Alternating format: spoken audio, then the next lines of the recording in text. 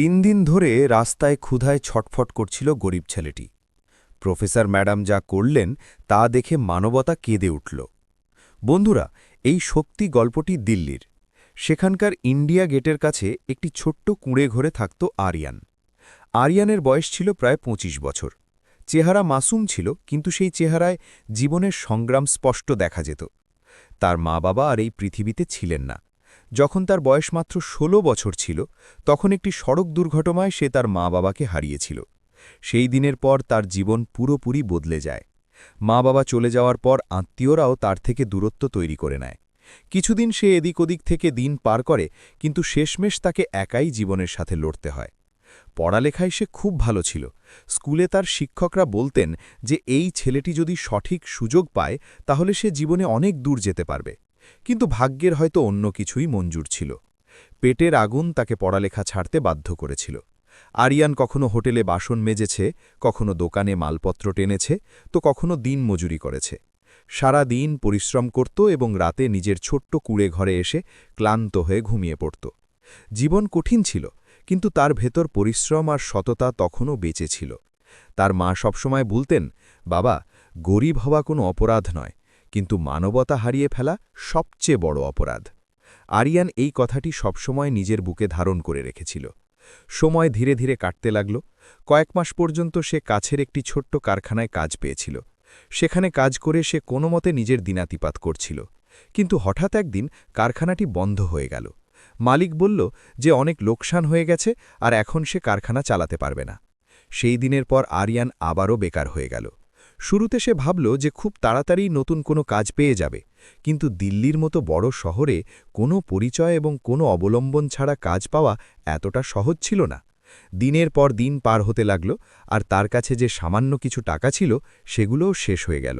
আর তারপর এমন দিনও এসে গেল যখন তার কাছে খাওয়ার জন্য 1 টাকাও অবশিষ্ট রইল না। প্রথম দিন সে ভাবল যে হয়তো সন্ধ্যা পর্যন্ত কোনো কাজ মিলে যাবে। সে সারা দিন দিল্লির রাস্তায় রাস্তায় ঘুরতে লাগল। কখনো কোনো দোকানে পৌঁছায়, কখনো কোনো ধাবায়, কিন্তু সব জায়গা থেকে একটাই উত্তর পেত, এখন কোনো কাজ নেই। সেদিন সে না খেয়েই রাত কাটাল। দ্বিতীয় দিন সকালে যখন তার চোখ খুলল, তখন পেটে তীব্র জ্বালা হচ্ছিল। ক্ষুধা এত বেশি ছিল যে শরীর কাঁপতে শুরু করেছিল। তারপরও সে আশা নিয়ে কাজের সন্ধানে বেরিয়ে পড়ল। সে ইন্ডিয়া গেটের আশেপাশে অনেক জায়গায় গেল। শ্রমিকদের, ঠিকাদারদের সাথে দেখা করল, দোকানগুলোতে জিজ্ঞেস করল, কিন্তু সব জায়গা থেকেই কেবল হতাশাই জুটল। দুপুর পর্যন্ত তার অবস্থা আরও খারাপ হয়ে গিয়েছিল। কড়া রোদ, ক্ষুধা আর ক্লান্তি তাকে দুর্বল করে দিয়েছিল। সে একটি গাছের নিচে বসে পড়ল আর জল খেয়ে নিজেকে সামলানোর চেষ্টা করতে লাগল। কিন্তু সেদিনও সে কোনো কাজ পেল না। সেই রাতেও সে না খেয়েই ঘুমিয়ে পড়ল। এখন টানা 2 দিন ধরে তার পেটে এক দানাও যায়নি। তৃতীয় দিন সকালে তার অবস্থা আরও বেশি খারাপ হয়ে গিয়েছিল। শরীরে একদমই শক্তি অবশিষ্ট ছিল না। চোখের সামনে বারবার অন্ধকার নেমে আসছিল। তারপরও সে আশা ছাড়তে চাইছিল না। সে তার কুঁড়ে ঘর থেকে বেরোল এবং ধীরে ধীরে পা বাড়িয়ে রাস্তার দিকে চলতে শুরু করল। তার পা টলছিল। ক্ষুধা যেন তার শরীরের সমস্ত শক্তি শুষে নিয়েছিল। কিছুটা দূর যাওয়ার পর তার মাথা ঘুরে উঠল আর সে রাস্তার পাশে বসে পড়ল। তার আশেপাশে মানুষজন আসা যাওয়া করছিল। কেউ অফিসে যাচ্ছিল, কেউ কলেজে, কেউ প্রাতভ্রমণ করছিল, কিন্তু কারও নজর তার ওপর পড়ল না। কিছু মানুষ তাকে দেখল, কিন্তু হয়তো তাকে এক সাধারণ ভিখারি ভেবে এগিয়ে গেল। আরিয়ান দুর্বল কণ্ঠে বলল, ভাইয়া, একটু খাবার পাওয়া যেত যদি। কিন্তু তার কণ্ঠস্বর এতই ক্ষীণ ছিল যে কেউ শুনতেই পেল না। ক্ষুধায় তার চোখে জল এসে গেল। তার মায়ের কথা মনে পড়তে লাগল। তার সেই দিনের কথা মনে পড়তে লাগল যখন তার মা তার জন্য রুটি বানাতেন আর বলতেন, বাবা, যতদিন আমি আছি তোকে কখনো না খেয়ে ঘুমাতে হবে না। আজ সেই ছেলেই 3 দিন ধরে অভুক্ত অবস্থায় রাস্তায় বসেছিল। ধীরে ধীরে তার চোখ বন্ধ হয়ে আসতে লাগল। শরীরে এতটাই দুর্বলতা ছিল যে সে উঠতেও পারছিল না। তার মনে হচ্ছিল যে হয়তো এবার তার জীবন এখানেই শেষ হয়ে যাবে। ঠিক সেই সময় সেখান দিয়ে একটি গাড়ি এসে ধীরে করে থামল। গাড়ি থেকে 25 বছরের একটি মেয়ে নামল। সে অত্যন্ত সাদামাটা পোশাকে ছিল, কিন্তু তার ব্যক্তিত্বে এক অন্যরকম আত্মবিশ্বাস ঠিকরে পড়ছিল। সে দিল্লির একটি কলেজের প্রফেসর ছিল। তার নাম ছিল অনন্যা। অনন্যা রোজ এই রাস্তা দিয়েই কলেজে যেত, কিন্তু আজ তার নজর হঠাৎ রাস্তার পাশে বসে থাকা আরিয়ানের ওপর পড়ল। আরিয়ানের অবস্থা দেখে সে থমকে গেল। তার চেহারা ফ্যাকাশে হয়ে গিয়েছিল, ঠোঁট শুকিয়ে গিয়েছিল, আর চোখে গভীর ক্লান্তি দেখা যাচ্ছিল। এমন মনে হচ্ছিল যেন অনেক দিন ধরে সে কিছুই খায়নি। অনন্যার মন একদম গলে গেল। সে সাথে সাথে তার কাছে গেল আর ধীরে করে বলল, শোনো, কি হয়েছে তোমার? আরিয়ান খুব কষ্টে নিজের চোখ খুলল। দুর্বল কণ্ঠে সে বলল, 3 দিন ধরে কিছু খাইনি। এই কথা শুনেই অনন্যার চোখে জল ভরে এলো। তার বিশ্বাসই হল না যে এত বড় শহরে কোনো মানুষ 3 দিন ধরে অভুক্ত থাকতে পারে। সে সাথে সাথে আশেপাশে দেখল আর তাড়াতাড়ি কাছের একটি দোকানের দিকে দৌড়াল। কয়েক মিনিটের মধ্যেই সে খাবার আর জল নিয়ে ফিরে এলো। সে আরিয়ানকে ধরে বসালো আর বলল, আগে একটু জল খেয়ে নাও। আরিয়ানের কাঁপা কাঁপা হাত জলের গ্লাসটা ধরল। যখন সে প্রথম ঢোক গিলল তখন তার চোখ থেকে জল গড়িয়ে পড়তে লাগল। তার হয়তো বিশ্বাসই হচ্ছিল না যে কোনো অপরিচিত মানুষও তার জন্য এত কিছু করছে।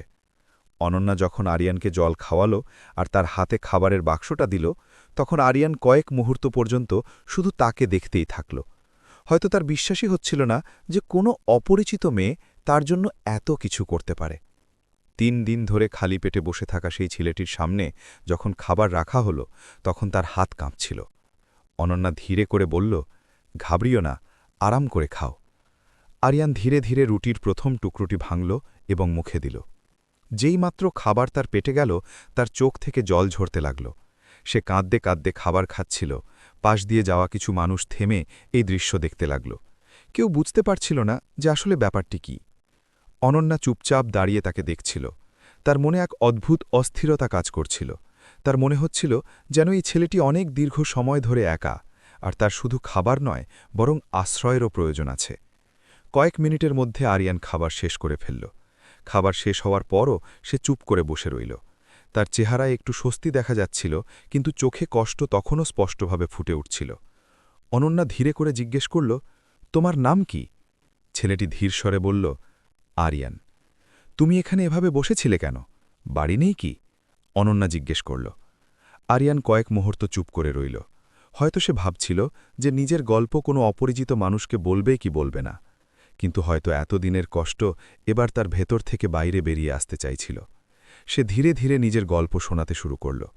সে জানালো যে কিভাবে এক দুর্ঘটনায় তার মা-বাবার মৃত্যু হয়েছিল, কিভাবে সে পড়ালেখা ছেড়ে কাজ করা শুরু করেছিল, কিভাবে সে ছোট ছোট চাকরি করে জীবন চালানোর চেষ্টা করেছিল, আর তারপর কিভাবে কারখানা বন্ধ হয়ে যাওয়ার পর তার চাকরি চলে গিয়েছিল। 3 দিন ধরে কিছু খায়নি, কাজ খুঁজছিল, কিন্তু কোথাও কাজ পায়নি। এই কথা বলতে বলতে তার গলা বুঝে এলো। অনন্যা চুপচাপ তার কথা শুনতে লাগল। তার মনে অদ্ভুত এক কষ্ট হচ্ছিল। দিল্লির মতো বড় শহরে, যেখান দিয়ে রোজ লাখো মানুষ পার হয়, সেখানে একজন মানুষ 3 দিন ধরে অভুক্ত থেকে যায়। এই কথা ভেবেই তার মন ভারী হয়ে উঠল। কিছুক্ষণ চুপ থাকার পর অনন্যা জিজ্ঞেস করল, তুমি থাকো কোথায়? আরিয়ান দূরের দিকে ইশারা করে বলল, ওইখানে ইন্ডিয়া গেটের পেছনে বস্তিতে একটা ছোট্ট কুঁড়েঘর আছে আমার। অনন্যা কয়েক মুহূর্ত ভাবতে থাকল। তার মনে অনেক প্রশ্ন ঘুরপাক খাচ্ছিল। সে চাইলে খাবার দিয়ে এগিয়ে যেতে পারত, যেমনটা মানুষ সাধারণত করে থাকে, কিন্তু তার মন তাকে এগিয়ে যেতে দিচ্ছিল না। তার মনে হচ্ছিল যে সে যদি এখন এই ছেলেটিকে এভাবেই ফেলে চলে যায়, তাহলে হয়তো আবার একই অবস্থায় ফিরে যাবে। সে ধীরে করে বলল, চলো, আমাকে তোমার কুঁড়েঘর দেখাও। আরিয়ান অবাক হয়ে গেল। সে কখনো ভাবেওনি যে কোনো প্রফেসর ম্যাডাম তার কুঁড়েঘর দেখতে চাইবেন। তবুও সে ধীরে ধীরে উঠে দাঁড়াল।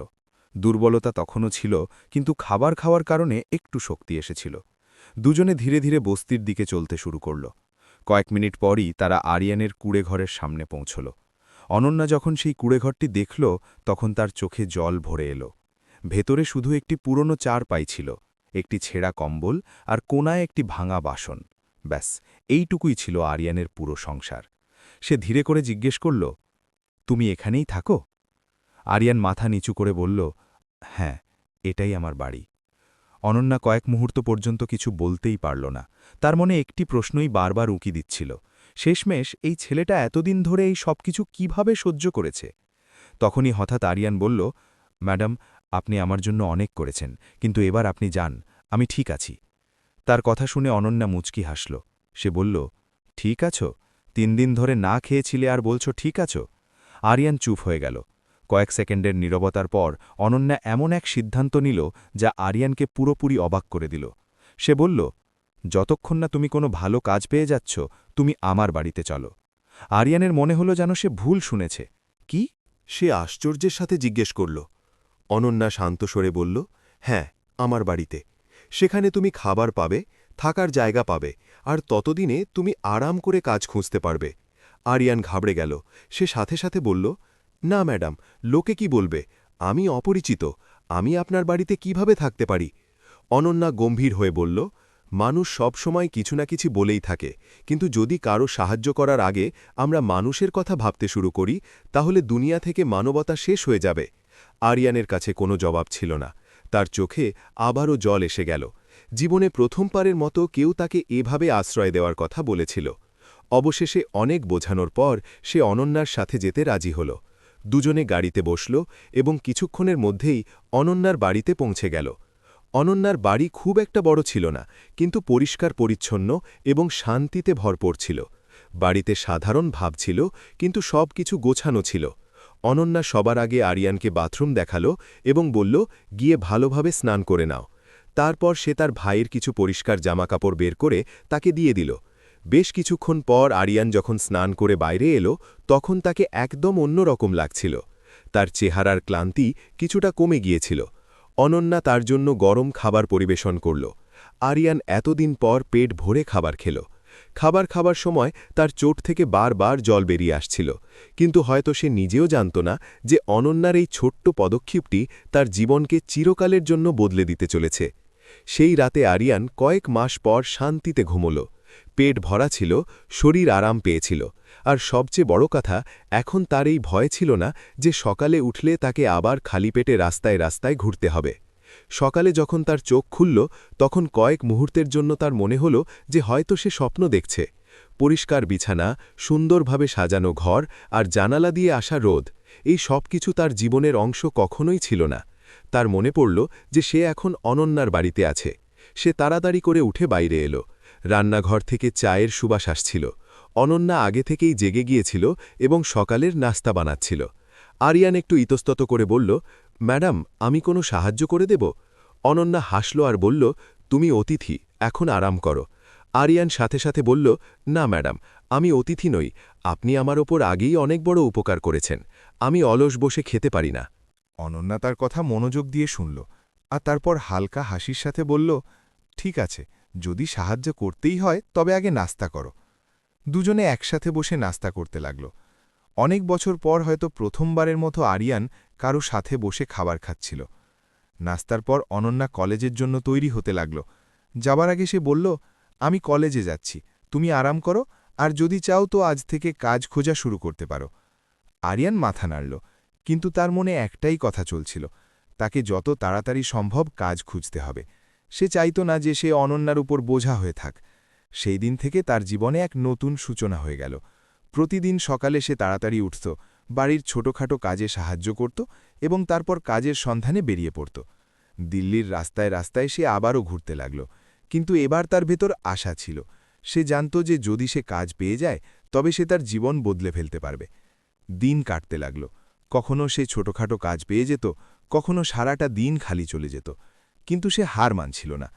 অন্যদিকে অনন্যাও তাকে প্রতিদিন সাহস যোগাত। সন্ধ্যায় যখন সে কলেজ থেকে ফিরত, তখন দুজনে বসে কথা বলত। ধীরে ধীরে দুজনে একে অপরের সম্পর্কে অনেক কিছু জানতে পারল। অনন্যা জানতে পারল যে আরিয়ান পড়াশোনায় খুব মেধাবী ছিল। সে স্কুলে সবসময় ভালো নম্বর পেয়েছিল, কিন্তু পরিস্থিতির কারণে তার পড়ালেখা ছুটে গিয়েছিল। এই কথা জানতে পেলে অনন্যা একদিন বলল, তুমি চাইলে তোমার পড়ালেখা আবার শুরু করতে পারো। আরিয়ান চমকে গেল। এখন, এই বয়সে? সে জিজ্ঞেস করল।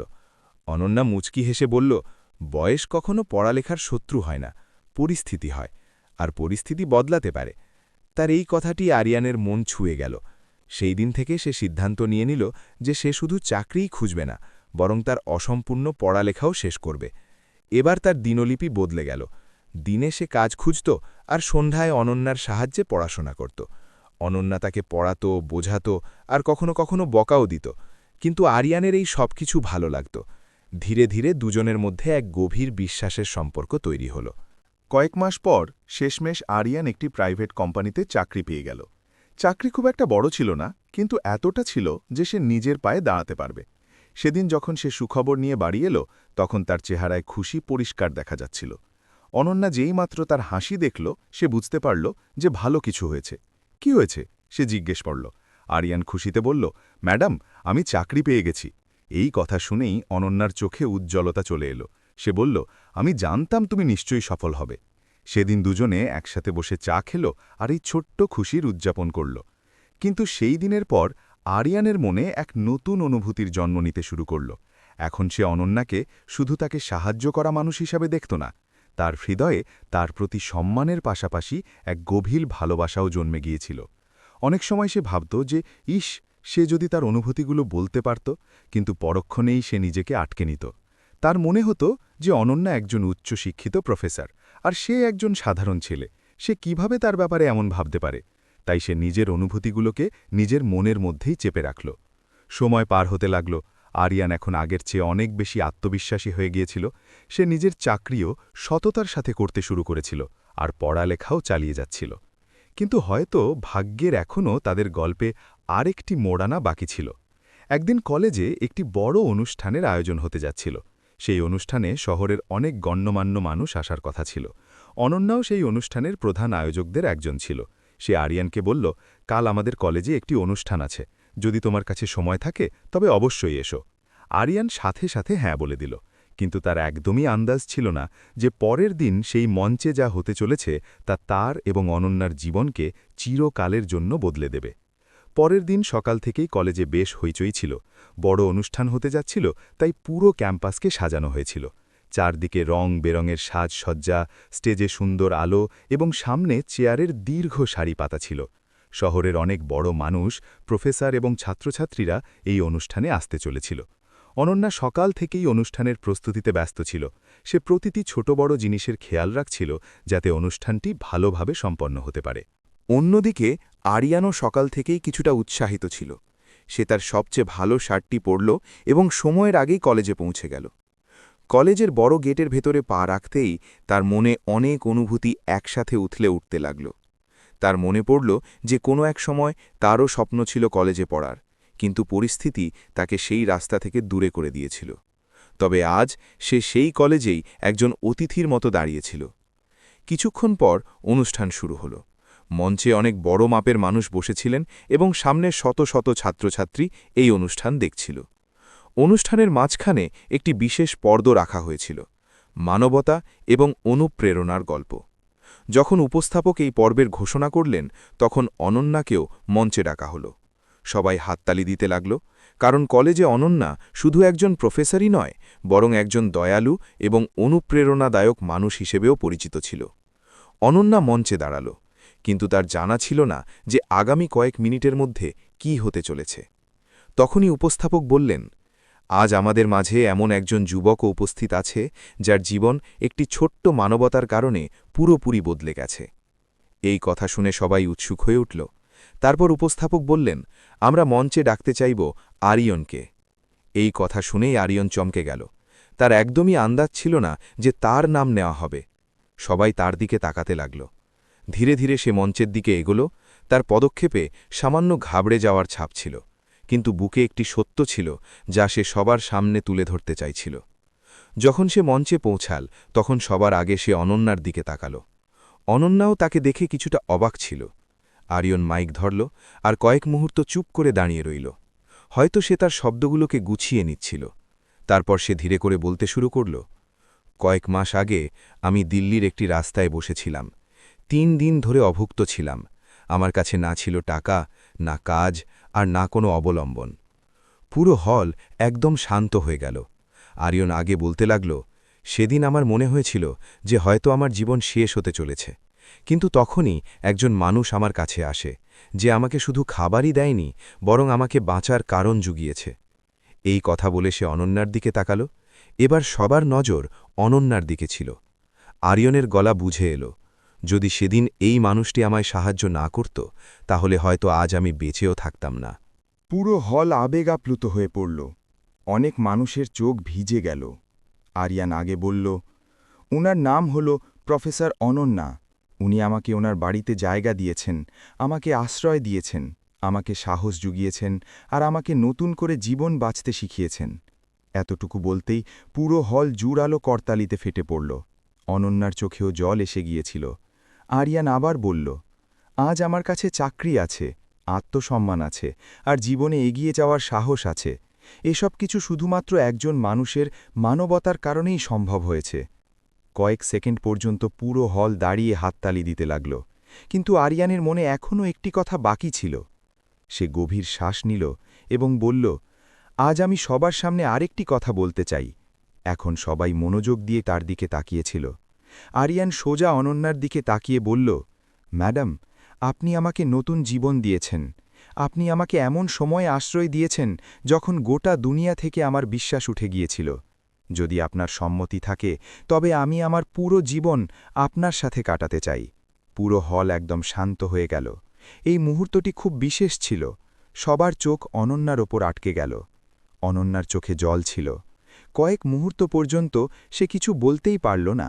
তারপর সে ধীরে করে মুচকি হেসে বলল, আরিয়ান, সেদিন আমি তোমার সাহায্য এই জন্য করেছিলাম কারণ আমার মনে হয়েছিল যে একজন মানুষের অন্য একজন মানুষের পাশে থাকা উচিত। সে কয়েক সেকেন্ড থামল এবং তারপর বলল, কিন্তু আজ আমার অনুভব হচ্ছে যে হয়তো ভাগ্য আমাদেরকে এই দিনটির জন্যই মিলিয়েছিল। এই কথা বলতে বলতে সে হ্যাঁ সূচক মাথা নাড়ল। পুরো হল করতালি এবং আনন্দে মেতে উঠল। কয়েক মাস পর আরিয়ান এবং অনন্যার বিয়ে হয়ে গেল। কিন্তু তাদের গল্প শুধু বিয়ে পর্যন্তই সীমাবদ্ধ রইল না। দুজনে মিলে একটি সংস্থা শুরু করল, যেখানে রাস্তায় থাকা গরিব এবং অসহায় মানুষদের সাহায্য করা হতো। তারা মানুষদের খাবার দিত, তাদের কাজ পাইয়ে দেওয়ার চেষ্টা করত এবং বাচ্চাদের পড়ালেখায় সাহায্য করত। কারণ আরিয়ান খুব ভালোভাবে জানত যে ক্ষুধা এবং অসহায়ত্ব কী জিনিস, আর অনন্যা জানত যে একটি ছোট্ট মানবতা কারুর পুরো জীবন বদলে দিতে পারে। বন্ধুরা, এই গল্প থেকে আমরা একটি অনেক বড় শিক্ষা পাই। দুনিয়াতে টাকার চেয়ে বড় জিনিস হল মানবতা। কখনো কখনো আমাদের ছোট্ট সাহায্য কারোর জন্য পুরো জীবনের আশা হয়ে উঠতে পারে। আমরা রোজ আমাদের জীবনে অনেক অভাবী মানুষকে দেখি, কিন্তু প্রায়ই আমরা চোখ ফিরিয়ে নিই। তবে আমরা যদি সামান্য একটুও মানবতা দেখাই, তাহলে হয়তো কারুর জীবন বদলে যেতে পারে। এবার আপনাদের কাছে একটি প্রশ্ন, যদি অনন্যার জায়গায় আপনি থাকতেন আর আপনি রাস্তায় 3 দিন ধরে অভুক্ত কোনো মানুষকে দেখতে পেতেন, তাহলে কি আপনি তার সাহায্য করতেন? বন্ধুরা, এই ছিল আমাদের আজকের গল্প। আপনাদের সবার কেমন লাগলো কমেন্ট বক্সের মাধ্যমে আমাদের নিশ্চয়ই জানাবেন।